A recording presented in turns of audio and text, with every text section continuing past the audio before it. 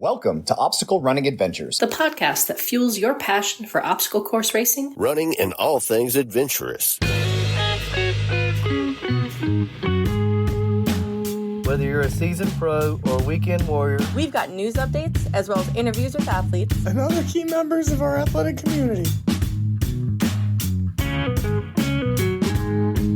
As a weekly show since 2017, we have covered everything from championship and virtual races to fundraising events and FKTs. And now, here are your hosts, Michael Stefano and Caitlin Ritter. Standing on the corner, lost all my clothes. Hi guys, it's Caitlin. And Mike. This feels so wrong. Yeah, it literally says in our show notes that it's Mike and Caitlin. So Caitlin and Mike works as well. And it is a new episode. I forget how we typically do this. Caitlin, how was your weekend? It was busy. We celebrated Thanksgiving with your family in Massachusetts. Mm-hmm. And then Friday we woke up, packed up the car, packed up the pup, and drove 4.5 hours to New Jersey. Yes. Which was nothing compared to the 6.5 hours back. Yep. And we were in New Jersey Friday, Saturday, Sunday, got up Sunday, came back to Massachusetts. Yeah. But it was nice. Attempted to see a friend, but things just didn't work out. And hopefully we'll be seeing her in December. Was this the first time that we split a holiday, truly split a holiday? Can't be. Maybe? I feel like it was. And we'll be doing the same for Christmas too. Yes. We're becoming a married couple and spending holidays together. Mm-hmm. Let's give a shout out to our sponsors. Shout out to Mudgear. Use code ADVENTURE for 15% off your next purchase. And Caterpie. Use code OCRReport20 for 20% off your next Caterpie purchase. And pretty much all the Spartan and Tough Mudder events are done, so we'll have a new code for you guys in 2026. But let's give a shout out to our patrons as well. It is the first episode of the month, so we're going to thank the $3+ Is it technically? Because it would have been released over the weekend and today's the first? It's not the first time it's happened. It's late, and it's the first day of the month, so it's okay. Okay. Yep. Jason Dupree, Samantha Thompson, Matt Putton, Bradley Keel, Charlotte Engelman, Aaron Grindstaff, Laura and Stephen Ritter, Hank and Arlene Stefano, Cheryl Miller, Jessica Johnson, Christopher Hoover, Kevin Gregory Jr., Evan Irick, Brent George, Ashley Rice, Justin Manning, Logan Nagel, Angela Bowers, Thomas Peterson, Seth Rinderkanish, Steve Bacon, Robert Landman, and Jules Estes. Yeah, thank you guys so much for the support. We greatly appreciate it, and we are thankful for you guys. Yeah, we are. You keep the podcast going more than you think. And thank you to the OCR Report for being a great home for us on the internet, and to Will Hicks, the Podfather. Check it out over at theocrreport.com. They're doing the 12Ks of Christmas, so if you enjoyed doing that in the past, they're doing it again. And to our sponsored athletes, Javier Escobar, Kelly Sullivan, Ryan Brizolara, Joshua Reed, and Kevin Gregory Jr. Yeah, poll results. Didn't know that we could add pictures to the notes, so that's good to know. Yep, so I asked the question. Oh, you must have been so disappointed. What is the best Thanksgiving side? 12% of people said green bean casserole. 46% of people said mashed potatoes. 38% of people said stuffing. And 4% of people said cranberry sauce. Yeah, well, it's definitely not cranberry sauce. Apologies to the one person that voted there. But yeah, we got that was a lot of votes. If you had to rank these, how would you rank them? Okay, let me reread it. Did it specifically say Thanksgiving side? Yes. Because of that, I would put stuffing first. Okay. Because it's the only time of the year I have stuffing. Right. And then mashed potatoes. And then a big gap. And then green bean casserole and cranberry sauce. I would do a green bean casserole. I'm talking carrots would be there. I'm talking, I don't even like the onions, but I think the onions would be above the green bean casserole. My family does green bean armandine, so it's a little different. Mine would be green bean casserole, stuffing, mashed potatoes, cranberry sauce. Gotcha. But green bean casserole is my favorite, and I knew you felt really bad on Thanksgiving. Because we did not have it for you. Meme of the week, we're going to skip and head right over to quick news. Starting with CBJ. Did we talk about this last weekend? I don't think the record. Okay. So he finished and set a world record for the fastest 50Ks in all continents. That is insane. Christian Brown Johnson has become the 2-time world record breaker for the fastest time to run an ultramarathon, at least the 50K, on every continent, and also the fastest cumulative time, all to raise awareness to Parkinson's disease. Yeah. So he ran 50K, which is what, 31 miles? Yes. He ran that 7 times. There's 7 continents. Oh, yeah, duh. And it only took him 31 hours. 31 hours, 25 minutes, and 37 seconds. Congratulations to him, and stay tuned for next week's episode where hopefully we'll be talking to him about that. Next up, the New England OCR Expo ticketing is open. They put out a post. We are back. The New England OCR Expo is the largest celebration of obstacle course racing. In 2026, we will be honoring America and our nation's heroes. Our charity partner is Oscar Mike. Which race will you conquer at the Expo on March 28th, 2026? Why not enjoy all the fun-filled of options? So there's going to be the 100 meter presented by Ultimate Obstacles, the Deca Strong put on by Deca. Well, that's not true. Deca Strong will be put on by Ultimate Obstacles as well. Free Kids Course will be presented by Obstacle Wonderland. And Operation Enduring Warrior will be the beneficiary of the virtual 5K. And then this could be a teddy bear crawl as well with Mark Haverland. And to purchase all these tickets and stuff, there's the website, link down below in the description. And of course, just to make it very clear too, I'm on the board for this. So yeah, incredibly biased, but I think it's going to be a good time.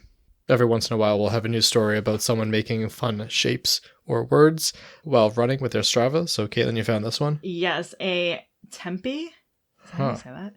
I have no idea. TEMPE runner spelled out, release the Epstein files with their running route. And it looks good.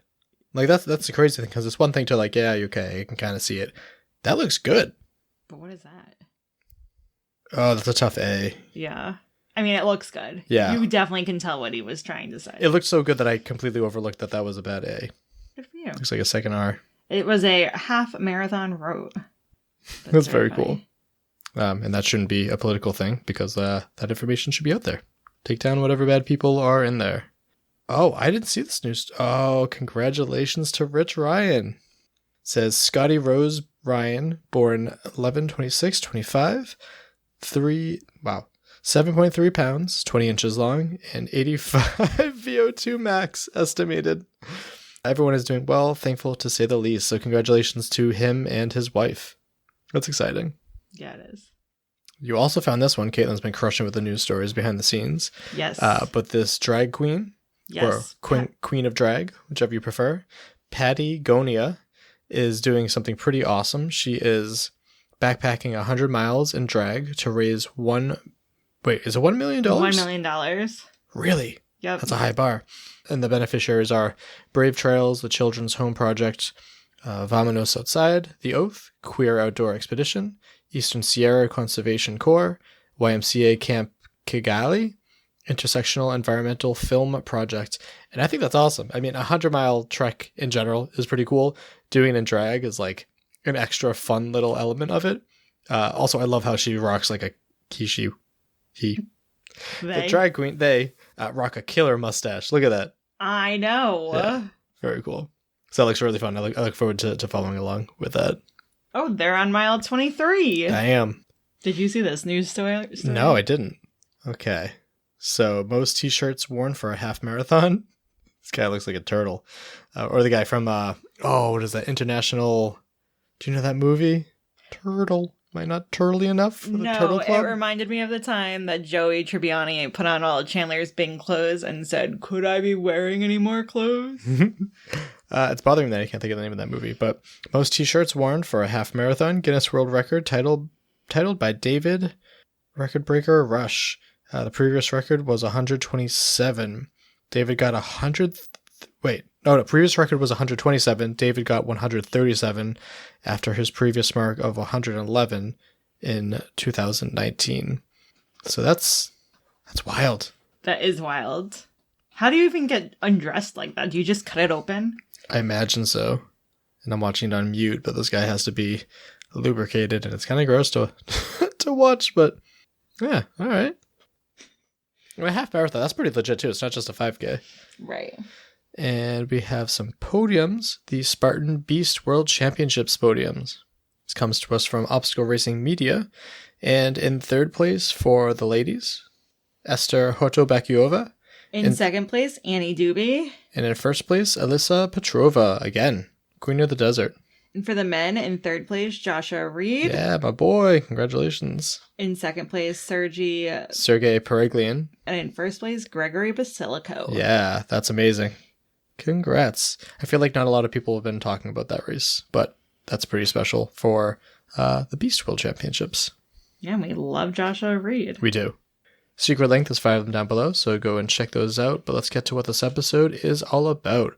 So I wanted to cover a fun eating, running event again, because it sounds like a great time, and that's something that's right up my alley. So we talked about the Taco Bell 50K that happened in Colorado, but another one just happened in Washington, D.C. So Carlo Piscatello let me know that MJ did it, MaryJane Osuji. And so I immediately reached out, and yeah, I was very excited to learn more about this. This is something that I would love to do, and yeah, hear all about it. So we'll get started with your name and where you're from. Yeah, so I am MaryJane Osuji, and I currently stay in Washington, D.C., but I am from Miami. Okay, awesome. So we met very briefly at World Toughest Mudder on the course, but we actually really met more at the brunch. We only got to talk a little bit, so tell me more about like how you found obstacle course racing. What's your background with running and everything? Okay, I did start obstacle course racing at the end of 2022. I did a Spartan trifecta for my first obstacle course race, and that was really cool. It was in my home state, Florida, so I felt comfortable. Doing the challenges made me feel like a warrior. So I absolutely just fell in love with it, you know. And I encourage everyone to just get into it because you think like running with obstacles. Okay, there we go. That's where the fun, can be had. So both are good, but like the obstacles make you feel accomplished because, in life, you got to overcome obstacles. So I feel like it's a smaller version of life, Yeah, exactly. So did you do it with like a group of people, or what I usually hear for the stories is like, yeah, a whole bunch of us were supposed to sign up and like very few of them actually signed up and made it out. Like who went with you? Oh, for the first one or for the Taco Bell one? For the first one. For the first one, I did want my sister to come with me, but unfortunately, she was like, "Nah, maybe next time." There it is.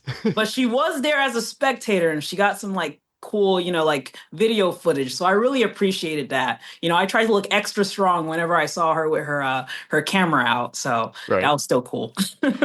Have you been able to convince her to take part ever since, or have you given up on that?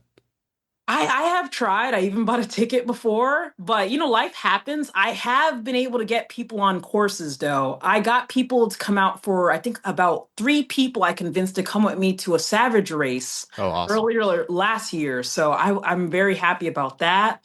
And I got someone to do a 50K. Now, it wasn't an obstacle course race, but I got someone to do one with me last year as well. So I keep, pushing like, hey, let's go run. Like, hey, I'll run with you. It'll be fine. It'll be cool. We'll do it together. Yeah. Because it can be scary at first, but once you have someone do it, it's like, oh yeah, this is pretty awesome, Mm-hmm. Yes. And then you talked about Savage. Which Savage did you end up doing? There was one in Maryland. Yep. I think around May is when they had it last year. What'd you think about that course? That was pretty cool because, I was so used to like the Spartan obstacles and the Savage races. They do have some obstacles I haven't seen before. Like, I think there's like one where you kind of like hug it like a tree and you kind of like climb up, inch your way up. Yep. Oh, there was this big slide one that they had too. Colossus.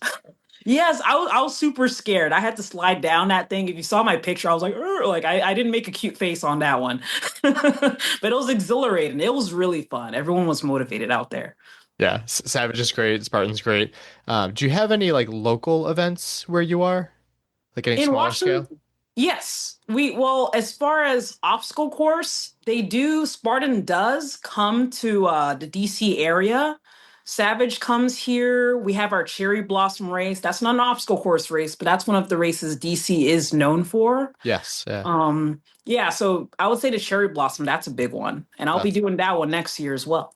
Yeah, that sounds pretty cool. Yeah, I know that there used to be a lot more local OCRs, and I'm not too familiar with like Washington, D.C. area, but I know that we only have like 2 or 3 in like New England now, whereas before we'd have like 30. So things have changed quite a bit. And then going back to World's Toughest Mudder, Tough Mudder, had you done any Tough Mudders before World's Toughest? I think my first one was in Philly last year. I did the 12-hour for my first one, I believe. Oh, wow. And that one was really funny. So I wasn't really too familiar with like trail racing at all. So I came in with my Nike Flyknits, which is a really flat shoe. And someone even laughed like, "You came in with those? Oh my God." And sure enough, within 2 hours, that shoe was gone in the mud. But there's something to be said about Tough Mudder. When I lost my shoe in that quicksand like mud, at least 8 Tough Mudders tried to help me find that shoe. Yes, we weren't successful, and I had to do the rest of the race with a sock. And that's where I really start to value shoes. I'm like, they actually do something, because my ankle was oof, but it was still wholesome. Like, they really helped me try to find that shoe. Yeah. I know for World's Toughest Mudder, my wife ran with Anne Carolyn Clifford, and Anne's like, "I need a new pair of shoes." And someone just like, "Hey, I have an extra pair of that size. Take them for the race." And it's like, this community is pretty awesome. It was so nice of them. Right? Yes, because you do need like trail. You need something with some grip. Yeah. So That mud is slippery. speaking of shoes, what do you typically use for trails and OCR now? So usually I do use the Zagamas, the Nike Zagamas. Okay. And then there's also one, it has horse in the name of it, but it's also a Nike shoe. So I usually use Nike trail running shoes, and they've never failed me. So there you go. Yeah. If it ain't broke, don't fix it.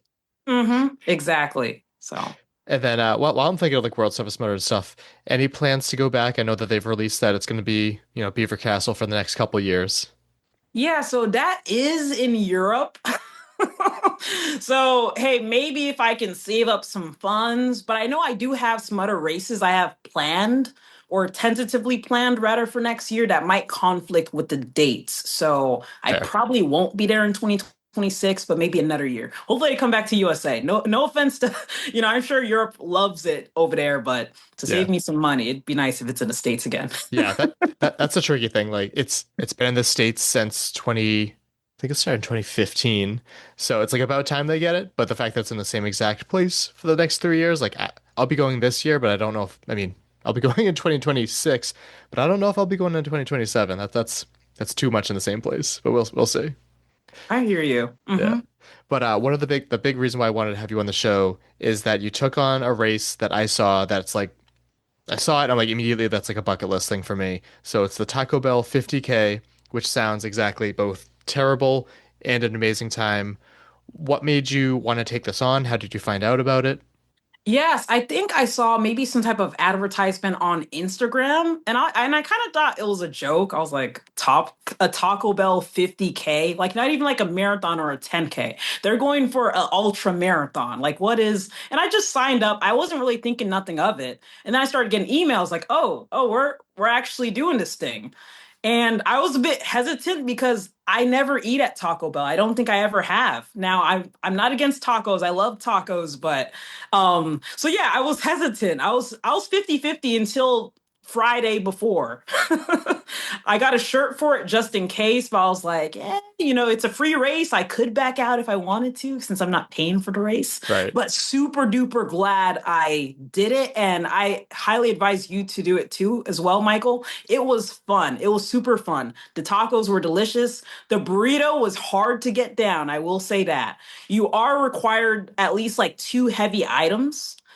And then the rest, if you're strategic, you can do Cinnabons and cinnamon twists as far as it's a Taco Bell menu item. So, And you do save the wrappers and receipts because they will verify that at the end. So I ended up, Yeah, I definitely want to get into the rules with that, but I also have never had Taco Bell sober. So it is like a drunk food, right? Drunk or other things, absolutely. That's the interesting thing about it is that like, so 2 years ago, there was something in my area called the like 7-Eleven Slurpee Day 60K or something like that. And it was very similar of like going to all like the 7-Elevens and like, I think it was in Rhode Island. And I've never had like a Slurpee before. So I really wanted to take that on. Things didn't work out. I didn't get to do it. But so when you sign up for this, like what are the rules for it? How serious do they take it? Okay, yeah. So rule number 1. Let's see. So you will be eating a Taco Bell menu item at each of those 9 stops, right? There's no like definite routes, but if you go to each stop, sequentially, you will equal about 32.4 miles during that race. And there are some hills, like it's going to be quite a journey. It's not like a flat course. So yes, each stop you do have to eat a Taco Bell menu item. By the fourth stop, you have to have eaten either a chalupa or I believe a crunch wrap. And you can modify these for dietary restrictions as well, just in case that's something someone's worried about, like, oh, I don't know if I can do it. Good. By the eighth stop, you must have eaten either a burrito or a nacho. I think it's a Nacho Bell, the nachos one, the Nacho Bell Grande, something supreme. So you must have eaten either one of those. I kind of wish I went for the nachos because that burrito, oh my God, I had to like pause. It's a weighted burrito. And then I think the next Taco Bell over, I was like, yo, like I gotta go. What comes in must come out. And I warned the people in line behind me, like, y'all, it's going to be a minute, okay? Thank goodness we have 11 hours to do this race. So I definitely took my time. So yeah, those were the rules. And then you save the wrappers. I accidentally threw away my first chalupa wrapper. So I ended up eating another chalupa just to, make sure I got the wrapper. But the chalupas were good, okay? Like the chalupas were pretty tasty. And then most of my race, I had like the cinnamon buns rather, because those are easy to just pop in, and they're not too heavy. Right. Yeah, I've never had like the cinnamon thing. I think I had like a cinnamon like twist thing. I'm not like big into cinnamon, so my go-to is like the Dorito Locos tacos, like the taco that's like made out of a Dorito. Like, yes, that please. But the big things like the chalupa, this and that, I've never had anything big there. I prefer to get like a whole bunch of tiny things. So how is that as like a lead anchor through the race?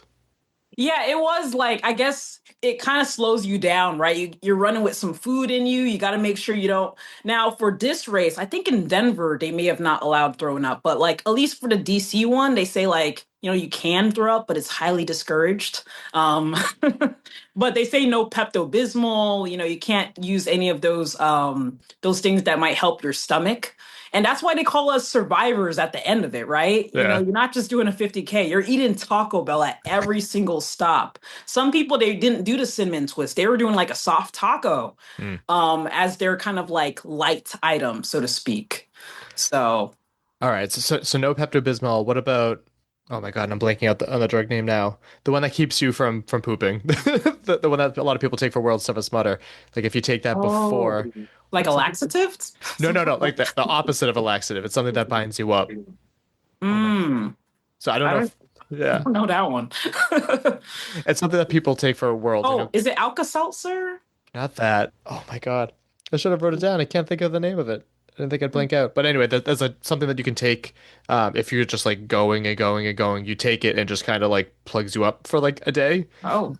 Which isn't the greatest, but like it's good for like World's Toughest Mudder if like you're losing all of your nutrition. Yeah. So I wonder if that would be allowed. Yeah, I'm not 100% sure on that one. And then as someone that's never had Taco Bell before, what's like your tier list of the things that you've tried? Okay. And I wasn't like super duper creative, right? I went for the chalupas. So I had 2 chalupas. I had the burrito supreme, and then I had the cinnamon buns. So those were the items that I did try. I'm sure like the soft tacos and like all the other items, the crunch wrap, I really wish I would have chose that one because that one, looked visually appealing as well. So yeah, I would say like my experience with as far as how the items tasted, they tasted great. The burrito, I could go without the burrito. But it had a lot of beans and stuff, you know what I mean? So it was quite hefty. But the chalupa was delicious. I will talk forever about that chalupa. I don't know if I've had a chalupa like that. That's what they're known for, but I don't know if I've ever had that. And how big are like the cinnamon bun things that you got? About like it's like a donut hole. Hole.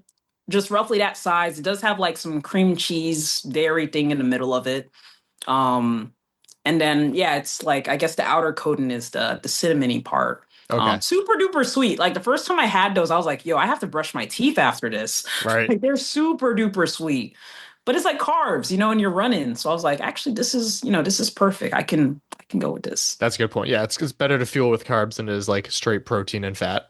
So Yeah, but at least you got the protein. Like I do think during ultras you do need protein. So absolutely. So getting the meaty ones was good too. Yeah. And how many like cinnamon things came in like on order? Like what's the smallest you could get? You can get a 2-pack of those cinnamon buns. Okay.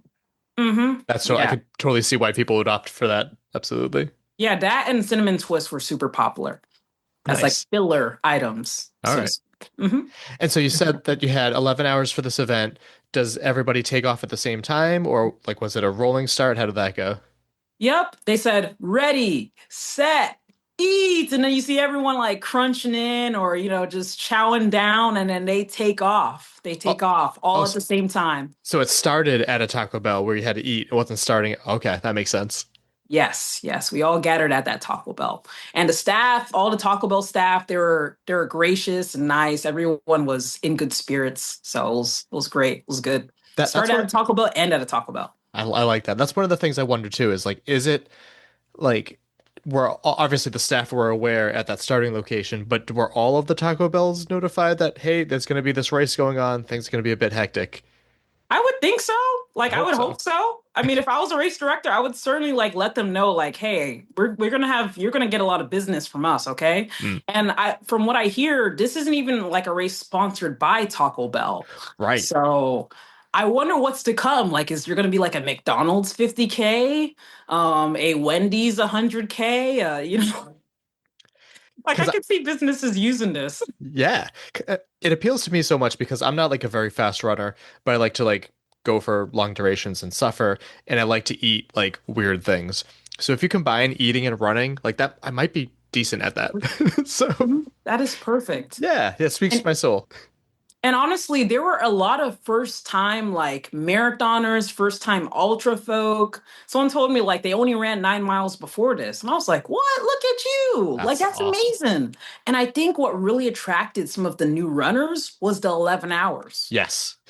And that's something that I think is really cool too, because it makes it more inviting. Like you don't have to be an elite runner. Like I found out about this event first from Mike Wardian, who is an elite runner, but you don't have to be that. You can be like anyone that wants to take on the challenge. I did the math, and you can go pretty damn slow and still get it done. How many people do you think? How many people participated in it? Don't quote me, but I think 900 plus signed up, and I think they had at least like 450 actually show up. Because once again, like it's a free race, right? You didn't put money down, so yeah. So I think about like 50% of people that actually signed up showed up, and I thought it was a good amount of people there. I was like, wow, look at these, and people in taco costumes, taco hats. I think there's like at least 3 people that I saw that had the same taco hat I had on. Love it. And how did they shove 500 people at this Taco Bell? Like, I imagine like they got everything and brought it like outside. So inside, you can, of course, like order or pre-order your stuff, but you can hang out outside as well. Like, of course, when a race starts, everyone was outside right in front of the Taco Bell. So no one was it wasn't like 100% of us in there at one time ever. That makes sense. That'd be wild. And I wonder, like, I almost want to reach out to like this race director too and see what else they do have planned, because this sounds so interesting. And the fact that he's not charging for it, I imagine he also probably couldn't charge for it since it was like Taco Bell was in the name and it involved Taco Bell. I feel like he might get sued. But it's such a cool concept. And I love these. Like, I mean, there's the Krispy Kreme, I think like 10 mile or 10K, like Krispy Kreme has an event of this. Yeah, there's more of these popping up everywhere. I hear there's one in New York City that involves pizza. That sounds pretty great. My wife did a race up in Vermont, which was the ice cream 5K, where you had to like eat a pint of ice cream halfway through a 5K. And people that were competitive brought like metal spoons. Wow, okay. Right. Yeah. They meant business. But it's such like a fun and unique concept of it. Do you have any interest in like finding other events like this? Oh, I was just showing off the medal. So they handmade these, and it's perfect for your Christmas tree this holiday. Yeah, can you hold it a little bit closer to the camera too? We could use that as I love it. Simple, cute, and it has the date on it. Like I'm a sucker for anything that is very cool. Yeah, it's cute. It's nice. It has the taco on it. It's perfect. Yeah, the event name and everything. That's awesome. I'm very jealous that you got that. And I did see that they had it in Colorado and that they had it here. Do you know if it was like the same race director or same race organizer or completely unrelated? Yeah, as a participant, no, I didn't do any like background on. I'm curious if it might be. It might be. I would assume they must have talked if it's not the same person. Right. And even imitation's flattery, right? Yeah, exactly. Yeah. But yeah, I'm so happy with how many people actually came out. And it was super fun. Like every single stop, it was kind of like a social hub. You know what I mean? Like you'll see fellow like Taco Bell 50Kers like in the Taco Bell stop as you're eating your taco. You're like, hey, how are you doing? How are your legs? That are like you socialize like because there's 11 hours. So, you had a lot of room to just actually like talk. I feel like for some races where people are really like competing, it's kind of like high and by, like we're smiling, we're cheering each other on, but it's like, yo, I'm gotta go. But here I actually like sat down, had some good conversations. Even as I'm running with people, I'm like, hey, where are you from? Like, oh, where are you from? What do you do for work? So it was pretty cool. Really wholesome, I will say. I will call this run very wholesome. Everyone was so just open to connecting. Yeah, it is interesting to me a little bit that there wasn't like a definite route that you had to follow. You just had to make sure that you hit all the spots. That does make it a little bit more unique. But imagine for like the finish line, you had to get to like an actual one for the last one. Like I think like if you're following it sequentially, you should get at least like 31 miles. I don't think anyone got like short of that unless they're really trying to like skirt it. There's only so many walkable areas. So I think they designed it. Mm-hmm. Did you have to get to like a certain Taco Bell for like the finish though? Oh, yes. Okay. Yeah, I think it started and ended at the, what's it called? I'm looking at it right now. The King Street Alexandria VA one.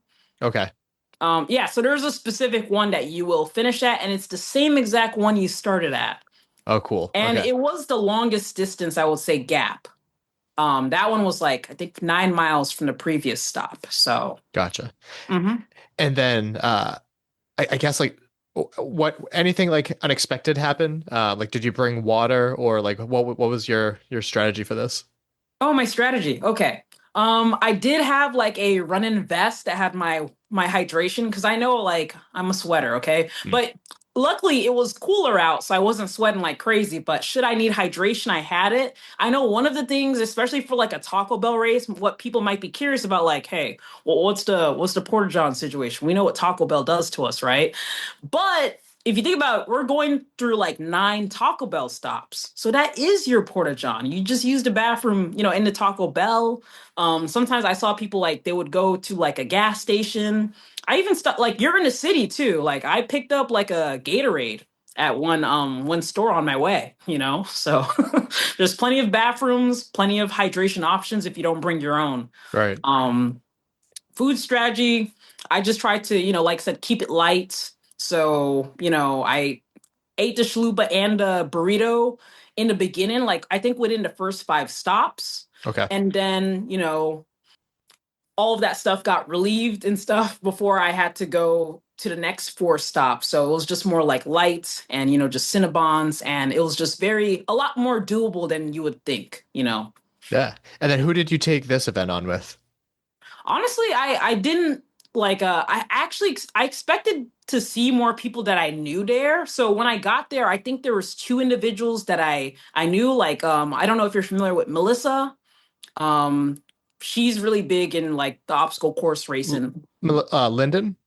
Yes, oh, her. Yeah, of course. Yeah. Yeah, she's my world's toughest mudder buddy. But we didn't plan it or anything, but we did see each other there.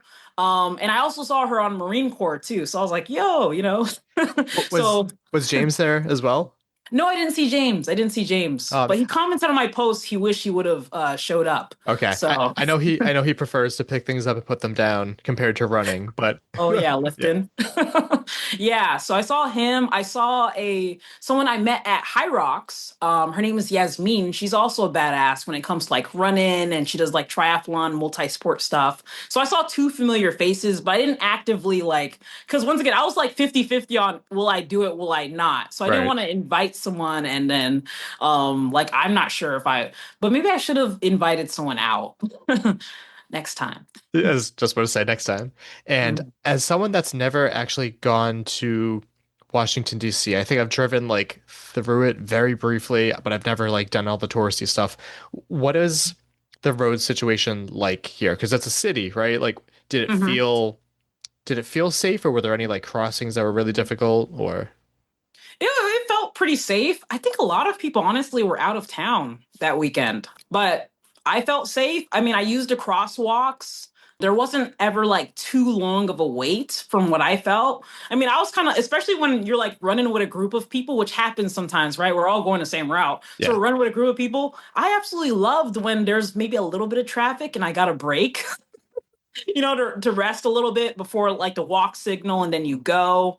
Um, so so I guess like situationally, like it wasn't like a crazy amount of traffic that I would normally expect for DC just because it's such a transient city, like Thanksgiving weekend, people are out of town. So that's a good point. And that's one of the barriers too, is like even if I wanted to make it to this race, which I did, even though I'm not prepared for it right now, I need to get back to ultra shape.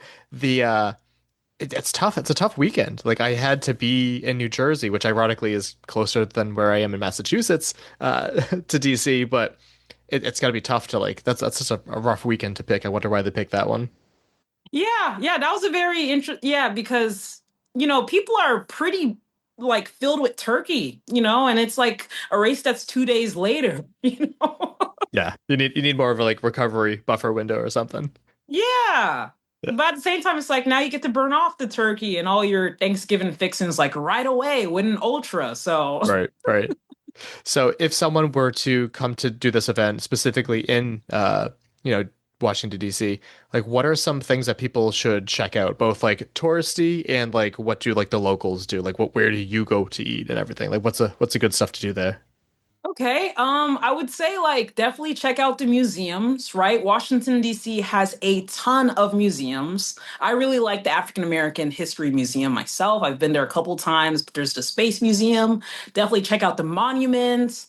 Yeah, I mean we have like so much like just historical stuff here. But yeah, I would say like just hit up, like go on museum tours and learn some history. Spy Museum, super duper cool. I went there like I think a month or two ago with a friend, and that one was like you think you know what spies do, but the tour guide will get you like more details as far as like what they're up to. I was Nice. like, wow, okay. So yeah, as far as what to eat. I'm notorious for just hitting like two places, to be honest, so I can't help out with that. But Bethesda Bagels, that Ooh. one's really popular. It's like walking distance from, like, it's a great bagel shop. Okay. My wife is very picky with bagels, again, from being from like northern New Jersey, but yeah, definitely down for like a bagel shop. Mm-hmm. Yep. And then how long have you been in DC too? Because you said that you were originally from Florida. What made you pop up there? Yeah. So I moved to DC in 2023. I am in the military, so I am on orders here. I don't think I realized that. Which branch? Army. Okay. Nice. And Yep. what made you enlist? Honestly, they gassed me up pretty good at a job fair when I was in high school. I was like, "Oh, America needs me." They're like, "Yes, you." And da da da da. And I was like, "Oh, okay, I'll join, guys. Why not help America?" Um, Hmm. so I was not honestly before that job fair. I had no plans of military whatsoever. So Yeah. so they got me good, but I'm grateful. Okay, I learned a lot being in the military. It's great for character development. I can imagine. I have a friend that's actually re-enlisting, which was interesting because he was National Guard for a while. Now he's going to be doing Army after like a 4-year hiatus. What unit? What job do you have? I guess in the Army. Currently, I do contracted. Okay, nice. And you're enjoying it? Yeah, yeah. You talk to a lot of people, and you negotiate on behalf of the government, and you know, you- it's a job. It's a There you go. job, Yeah. definitely. How, Mhm. how was your family's reaction when like they found out that you were enlisting? Because I know some families can be like a little intimidated. Yeah, I mean, they're kind of like, "Why are you doing this?" I mean, my folks, they immigrated from Nigeria. Oh, cool.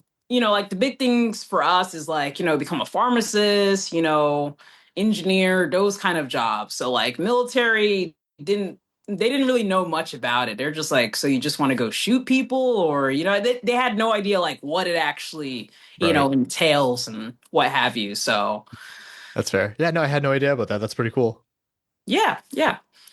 So go back to the 50K. Is there anything that came up in the event that people should know about that I didn't ask about? Let's see. I would say just come prepared to have a great time, okay? Like I said, like dress up as a taco,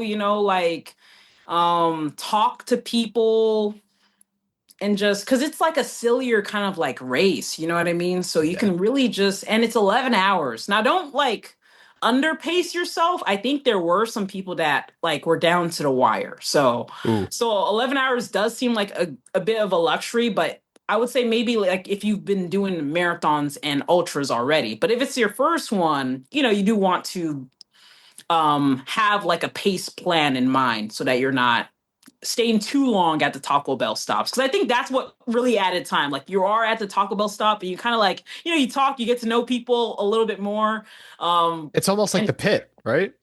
Yeah. Yes. Just like the Tough Mudder pits, you get all close to that fire, you start to get real comfortable, but you do have to get back out there. And there were hills.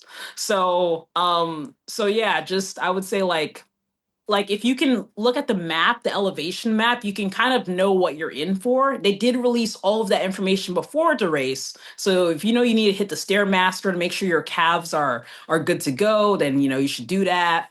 But yeah, just be motivated, have a great time. It's not every day you can say hey, I did the Taco Bell 50K. I did a Taco Bell ultra marathon. That's a great story right there. Absolutely. Yeah, I think as long as the elevation is under 10,000 feet, because that's what it was for the Spartan Ultra that I DNF'd. So as long as it's not that bad.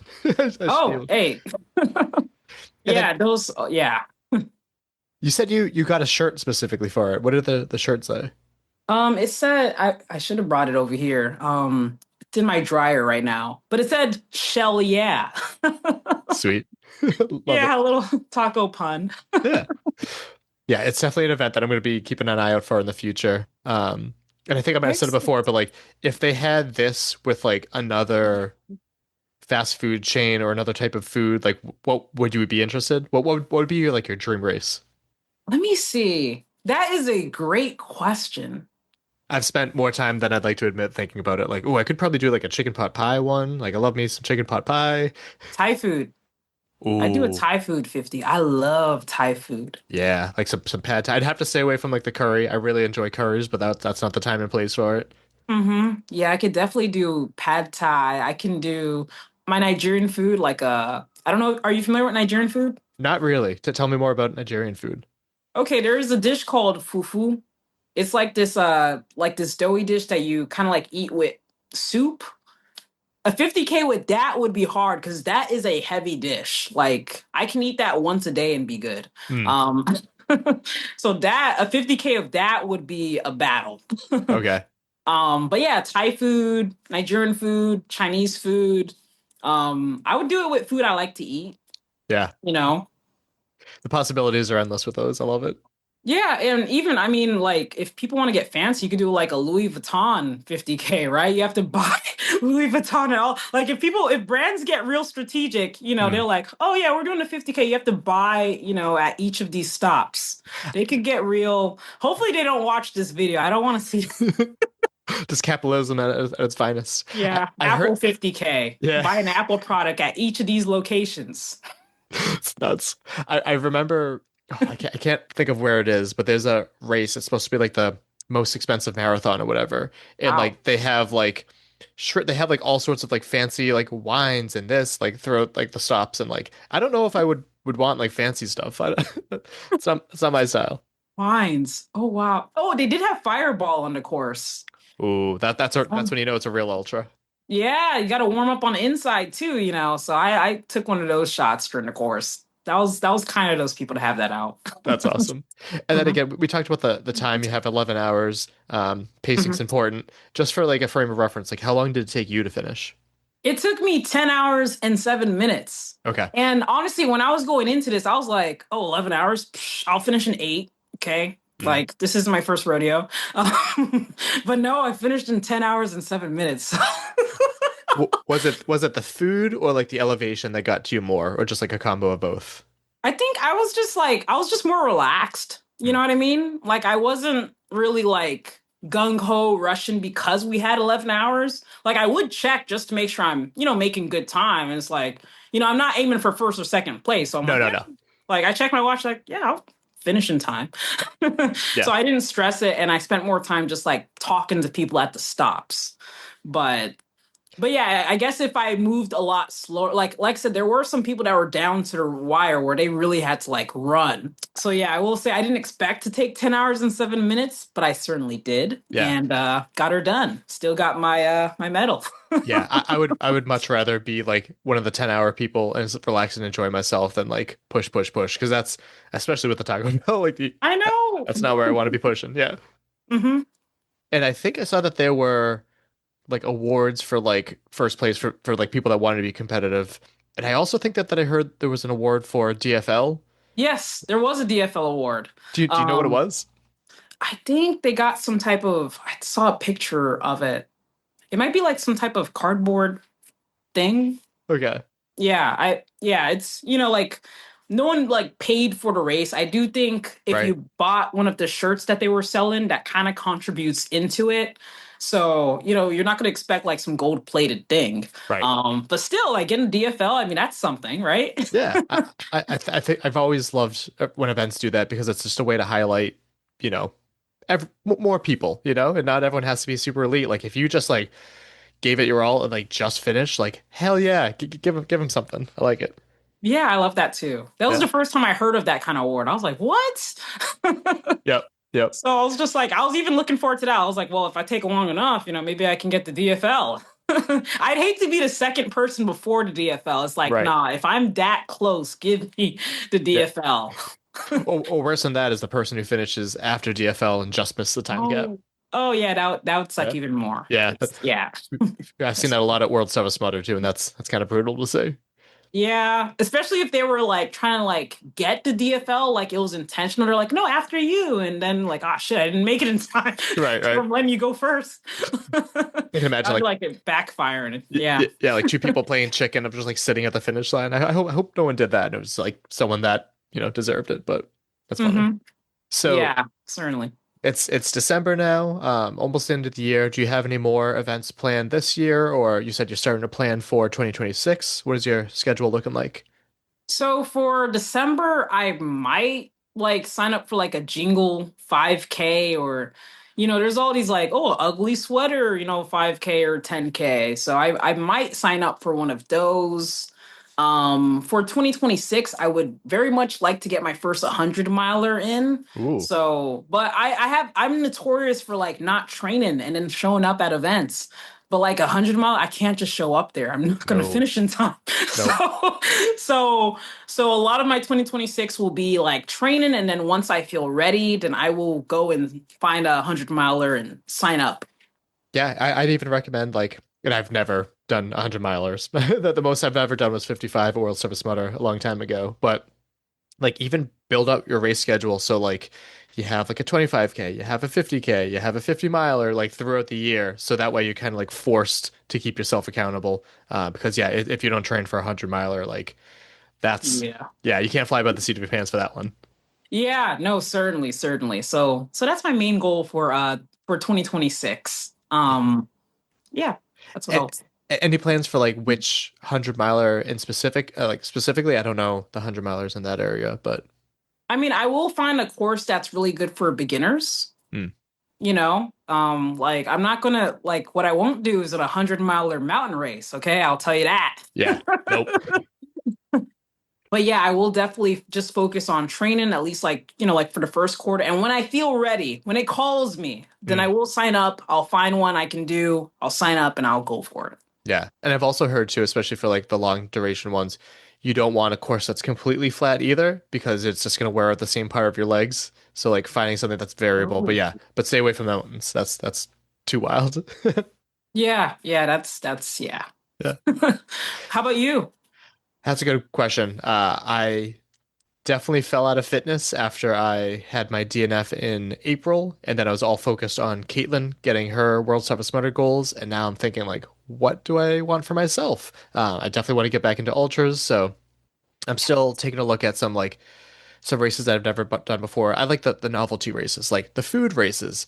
There's a race in New Hampshire where you have to beat the train up a mountain. What? It's a very slow train, and you get a head start, but it's very that's a unique kind of race. I want more of that. I need something that injects more excitement. And looking just to support a lot of the more local races that we still have for OCR in our area. So I don't know if you've ever heard of Boulder Dash, but that's gone. Fit Challenge has come back. And that there's some other events that I actually haven't gotten the chance to race before, like Merrimack Challenge that I'll be highlighting as well, and also looking to see if I can do some more DECA events since New England's finally getting their first DECA Fit next year, which should be really exciting. So, but it's also tough because my big priority is media, so I definitely neglect athlete stuff, which makes things difficult. So I'm trying to find a balance with that, and sometimes it goes well, and sometimes it doesn't. I know what you mean. Yeah, it is hard to find a balance, but still, man versus train. I like that. Right? Yeah, it sounds really stupid. I want to give it a try. Yeah, good stuff. But okay, yeah. Where can people follow along with you on social media? Oh, Instagram is MaryJane Osuji. That's O-S like Sam, U-J-I. Perfect. And anybody that you'd like to thank for cheering you on or anything? Oh, I guess shout out to the people that I met on the race. I can remember all the names. Well, people I know, Yasmin, shout out to Melissa, Maria, Cindy, Toshi, aka Deadpool. We had a great time running together. Nice. And he was so nice. He was like people always want to take a picture with him. And he was just so nice to everyone.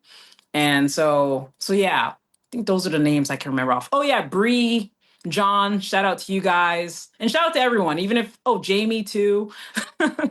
Just the names I can remember off the head. But shout out to everyone that was out there surviving, Love it. Survivors. I love it. And then also, if you're going to dress up as Deadpool, expect people to take pictures of you. So yeah. No, he made a lot of people smile that day. So that was pretty cool. That's what it's all about. Love it. Yeah. Awesome. Well, MJ, thank you so much for taking the time to talk to me about this race. Hopefully, maybe I'll be running it with you in the future. And keep in touch. Great job. All right. Yeah. Thank you for your time this afternoon, Michael. Welcome back. Thank you for taking the time to come on the show, MaryJane, and being so flexible with your schedule. Pretty awesome that you got the day off today. For related episodes, episode 80.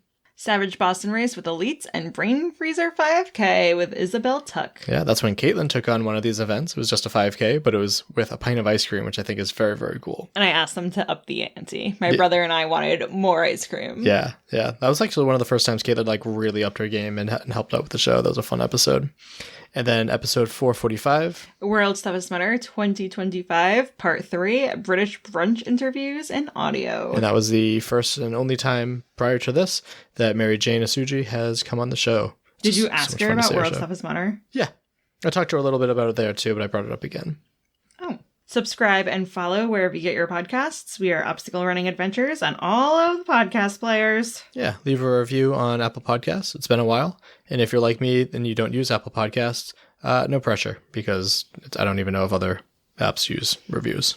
I don't know either. Follow us on social media. We are on Instagram and Facebook. Yeah. You can support us over on Patreon for as little as $2 or as many as $10. You will be getting 3 monthly videos this month because we've fallen a little bit behind, which happens sometimes. But you hear all about the ins and outs of behind the scenes with the show. And sometimes we do games, and it's a good time over there. Coming up next, we have a repeat guest for the year. But again, he earned it. And if you're paying attention to the intro, you might know who that is. Caitlin, got a joke or a quote to end this out? I do. What do you call a woman who puts her credit card bill straight into the fire? What? Bernadette. Wow, that's a good one. And this is a Irish blessing. May your heart be light, your cares be few, and many of your wishes come true. Nice. Well, that just about wraps it up. My name's Michael Stefano. And my name is Caitlin Ritter. I'm going to start training for a Taco Bell 50K. I'm going to start training for... who knows? Who knows if you're going to register for it. And we'll talk to you next week. Bye. Bye. Thank you for listening. We hope you're feeling motivated, inspired, and ready to take on your next race or training run. If you've enjoyed this week's episode, leave us a review and share it with your fellow adventurous friends. Follow us on Facebook and Instagram at Obstacle Running Adventures. Don't forget to subscribe so you never miss an episode. Join us every week for more news, Stories and interviews from the community.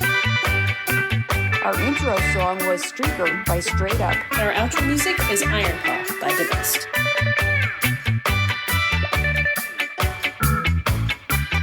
Perfect. Love the medals I see back there. Yes, thank you. Yeah, I'll have to be changing those over every month. I kind of every year I reset them and everything, and I kind of put them in the closet. And I don't have like a good system for all my medals yet, but I've been doing this since 2012, so I don't I don't know what to do with all of them. Oh, I understand completely. It's good to not hang too many on there. Like for me, mine actually fell off the wall. Oh no. It got too heavy, Yep. So it's good to just keep a limited amount on there. Yeah, it just sounds like such a good time. And as soon as I saw that, actually it was Carlo Piscatello. Do you remember him? Yeah, I figured it was Carlos. Yeah, he sent in the group text. He's like, hey, Mike, if you're looking for an episode. And I'm like, I am actually, yes, I have been looking for an episode. And I was specifically looking at this event too. So I'm like, I would love to have MJ on. I had a blast meeting you at World Seven Smutter. So yeah. Yeah, no, certainly. It's good to like reconnect, so to speak, Yeah. It's a community, this OCR. Shout out Mudgear. Use code ADVENTURE for 20% off your next Mudgear. You messed me up. You changed this. What? No, I didn't. Yes, you did. I most certainly have not touched that part. You most don't. It used to be Mudgear, and then the code, and Adventure, and then the code. I haven't touched that part. I haven't touched it.